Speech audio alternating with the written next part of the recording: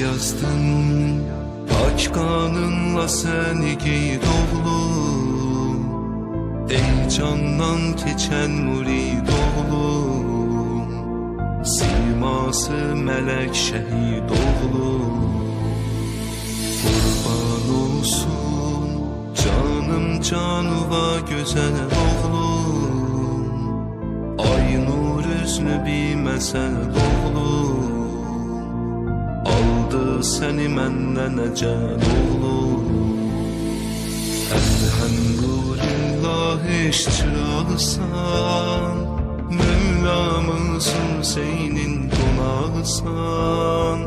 Cennetten kâmeti tubanın oğul, sınmaz eğilmez bir budağısan.